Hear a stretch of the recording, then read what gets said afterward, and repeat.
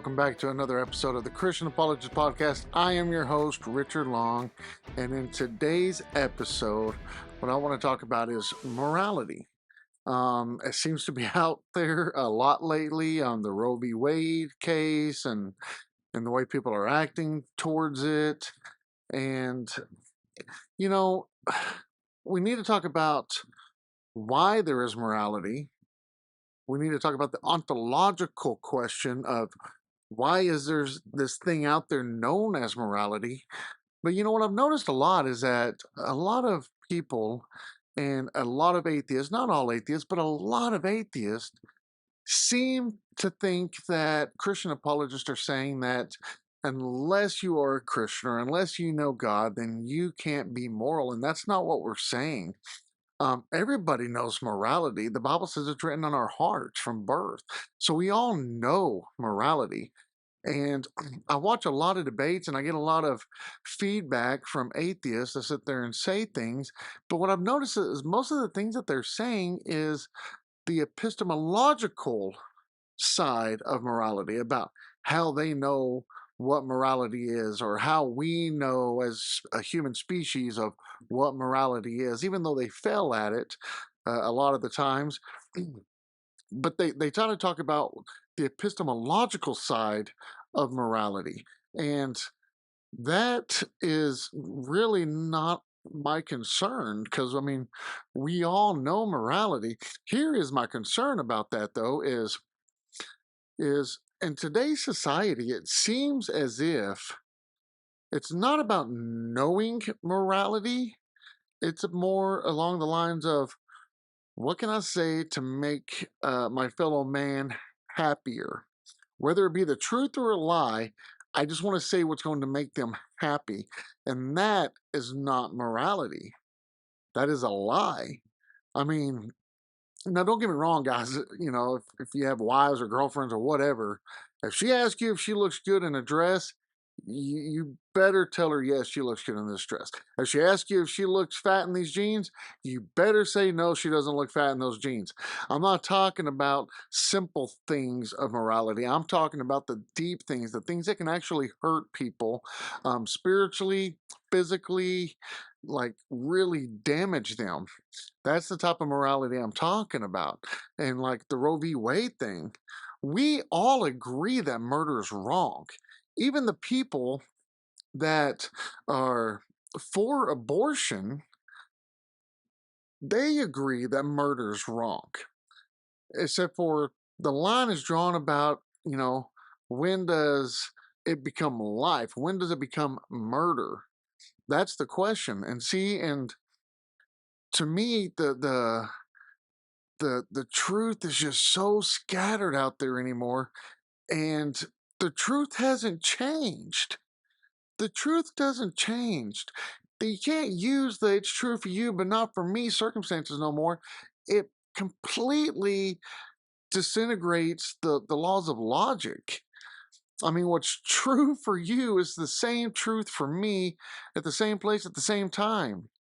Now, we can have individual truths, like if I live in, Lubbock, Texas, and it's raining here, I can say, it's raining today. And if you live in San Francisco or Arizona or, somewhere, and you say, well, it's not raining here, that's a perspective truth. So, but if I say the sky is blue, that is an objective truth. That's true for me and for you and for everyone around the world at the exact same time. The sky will always be blue unless it's dark, but the sky's blue. Um, and life,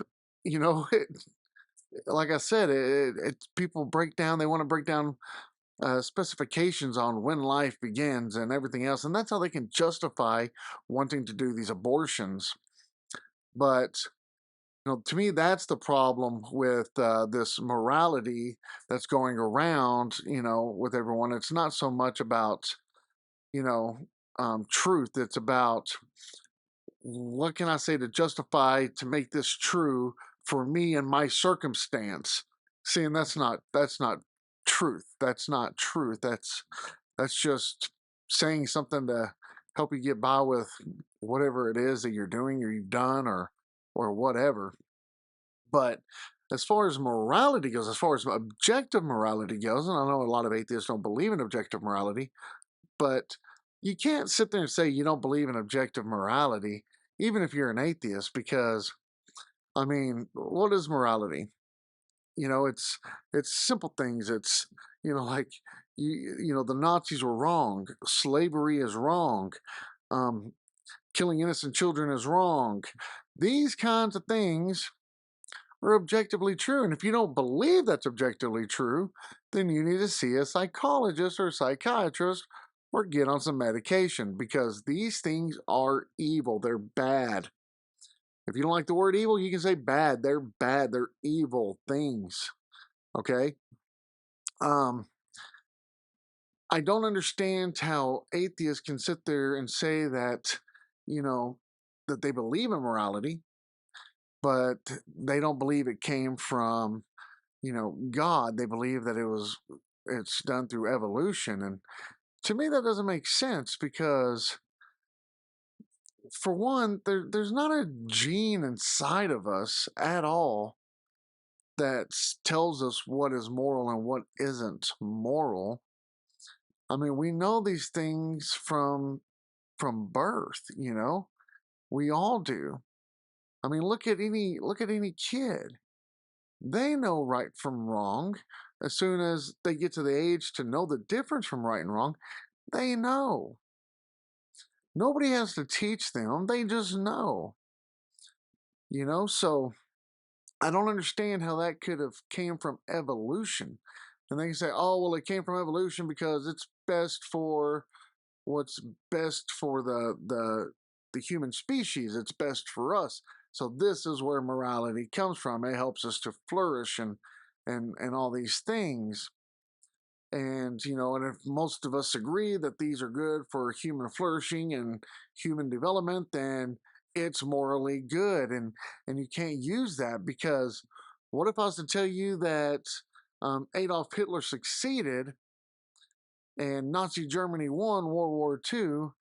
And are you saying that if they did win and all of us had to be taught that the Jews were bad, homosexuals needed to be murdered, if you were any kind of one leg, one arm, one eye, um, mentally handicapped, any of these things, you need to be killed because that's what the majority says? Would that make it right then? No, of course it wouldn't make it right. It would still be wrong. Because deep down inside, we all know morality. It's not moral relativism. It doesn't matter. Like, I mean, it doesn't matter if like a whole group of people sit there and say this is right. If it's wrong, it's wrong, and if it's right, it's right. And you can't just use moral relativism as your source of saying something is good or bad. I mean, what if slavery never would have got abolished? Would it still be good? No, no, it was never a good thing. And I know I'm not talking about slavery in the Bible, so I know a lot of atheists are going to talk about this, because slavery in the Bible is a total different subject. It's a total different issue. It wasn't race based hate, it was servitude. These are facts. I can prove it to you in another video, or if you want to leave comments or whatever. I'm talking about race based hate, slavery, beating and torturing and hurting other human beings. That is wrong. It's always been wrong. It'll always be wrong. And so my question isn't an epistemological question. I'm not asking you what is morality. And I'm talking to all the atheists out there right now. I'm not asking you to tell me what morality is. I'm asking you to tell me, why is there this thing known as morality? Why is it there? Where did it come from? Why is it there? Why do we have it? That's what I'm at wanting to know. I don't want to know the epistemological side. I want to know the ontological answer to this. Where did it come from? And let's just assume, let's just assume for 1 second that you're completely and utterly right, and morals have become a part of the evolutionary process. Okay, we're going to assume that you're correct on this. My question is since evolution is adaptation and constantly changing, basically saying that morals are going to change sooner or later, that someday rape might be good, murder might not be wrong, torturing innocent babies for fun might not be a bad thing, it might not be against the law. Hurting innocent animals might not be against the law. These little simple things, they also have to evolve. Everything evolves, that it too has to evolve. And so, how do you explain the process that if you believe in the process of evolution and that's where morality came from, you have to agree that morality will evolve. And these things that we hold dear to us as moral values, the golden rule, could sooner or later actually be vanquished because, morality is going to evolve if you are correct. I don't think you are, because none of that makes sense to me. But Michael Shermer showed a video one time when he was debating Frank Turek about morality. And I'm a big fan of Frank Turek's, and I'm actually kind of surprised that he didn't bring this up in the interview or in the debate, because Michael Shermer shows this video of two monkeys in a cage, and I don't know if they're training them. I don't know what the process was. He doesn't tell the whole story, but basically, monkeys liked the grapes more than they liked cucumbers, I think it was, or something like that.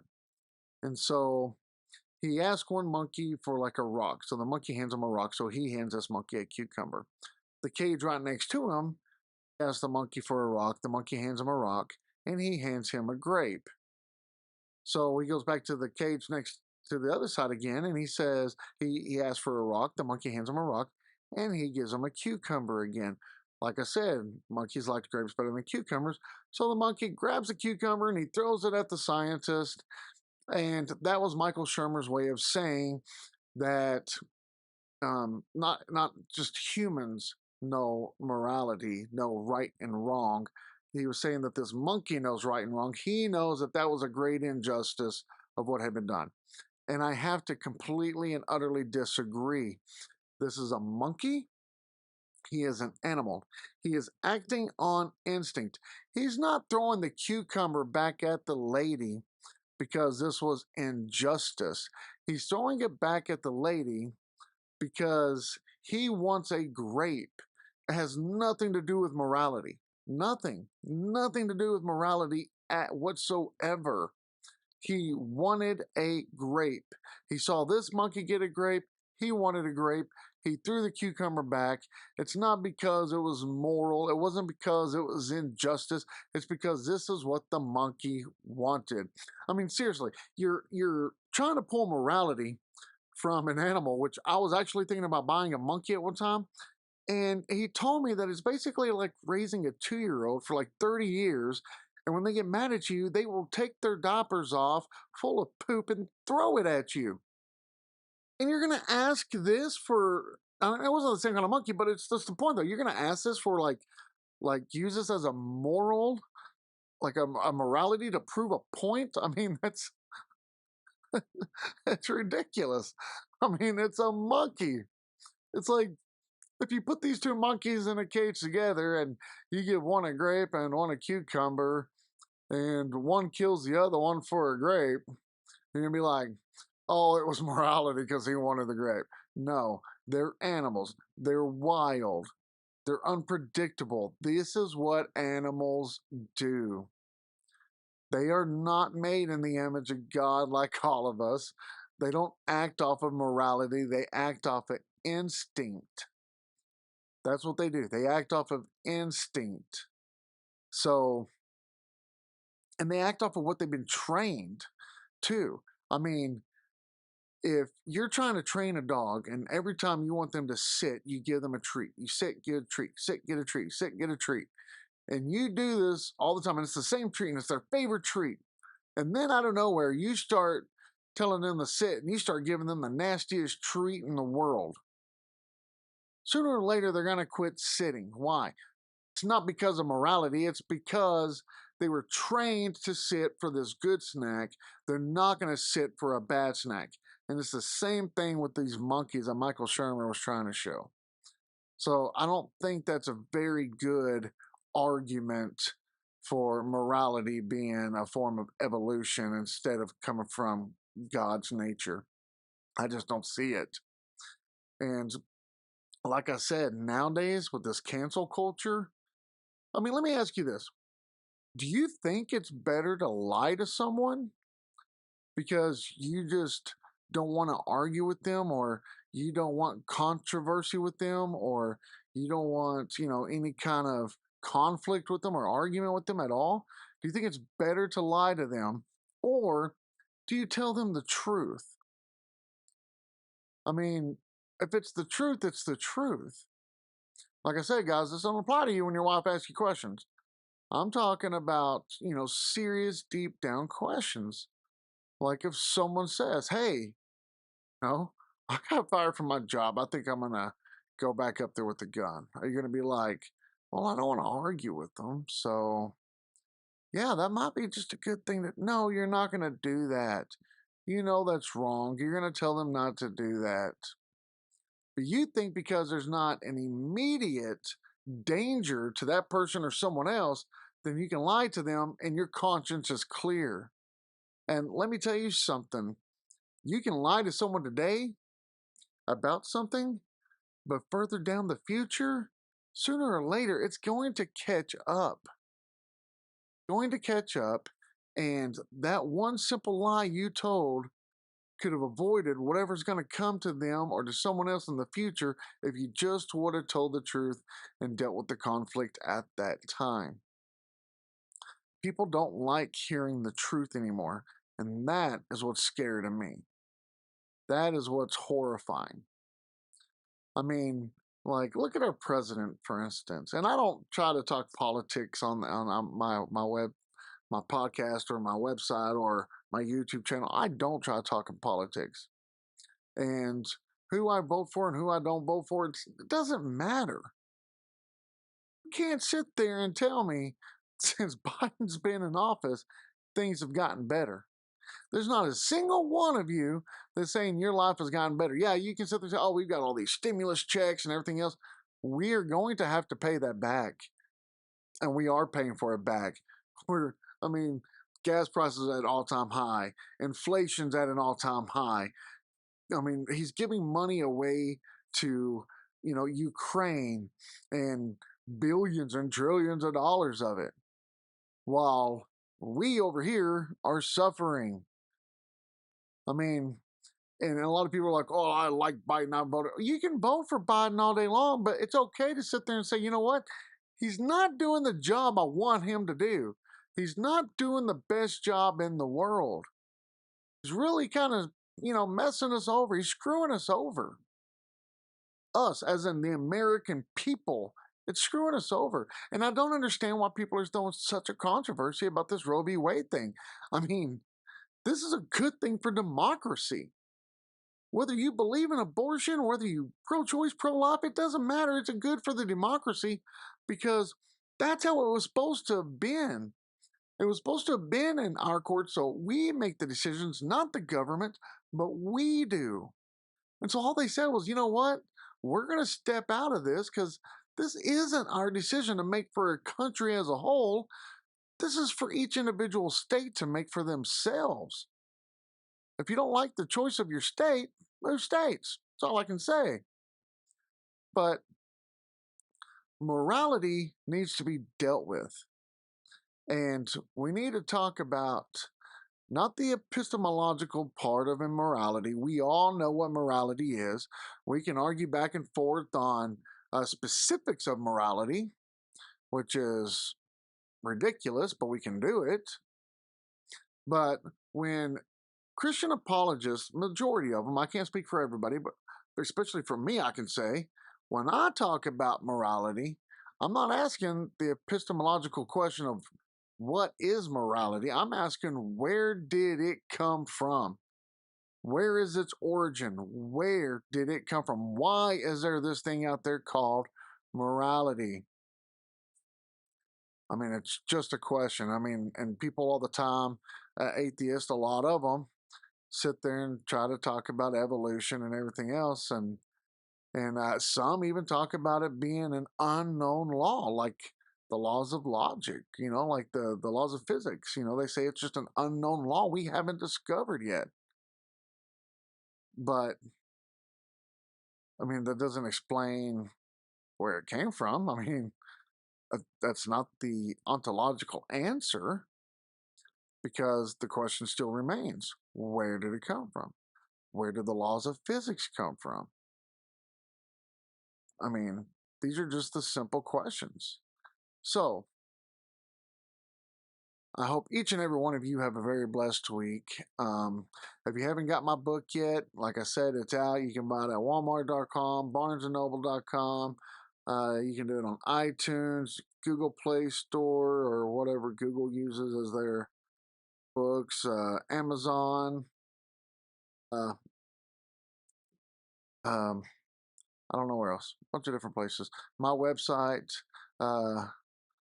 Bunch of different places you can purchase it. If you purchase the actual book from my website, I will sign it for you and send it to you myself. If you buy from anywhere else, you can either order the paperback version, which I believe is like $20.95, or you can order the ebook version, which is probably about half that price. It's up to you, however you want to do it. But I appreciate you, everyone buying the books.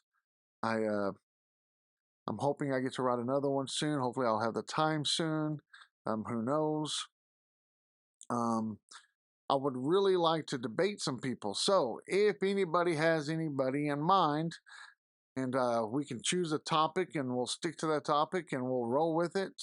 I don't like to do debates about like evidence for God's existence. I don't like to debate about stuff like that, or proof of God, or anything like that. I like, because I don't have the burden of proof, just like no atheist has a burden of proof on their side either. I like to argue things such as what better uh, um, just like what's a better explanation for morality? What's a better explanation for reality? What's a better explanation for the fine tuning of the universe, or the universe itself, and stuff like this? Because then we can go back and forth with what our evidence shows, their evidence and not my evidence, and we can just let people decide from there which evidence they want to follow, which one makes more sense to them, or which one leads them to what they believe is the truth. There's only one truth, though, but everybody can have their own self truth. So, or what they believe is true, kind of like Muslims. Muslims, they sit there and we'll use them all the time. They're murderers. Like they'll strap on some uh, explosives and run into places and blow it up, and they think they're doing it for Allah. People are like, "Oh, that's stupid." No, I mean, yeah, I don't agree with it, obviously, but they believe that they're going to get 72 virgins and please Allah with this. So each of us have our own truth, but we do need to figure out this whole cancel culture. And when it comes to morality, I'll say it one more time. When it comes to morality, when Christian apologetics, most of us are talking about morality, we are talking about the ontological question of why is there this thing such as morality? Not the epistemological on what is morality, but where it came from and why it's here.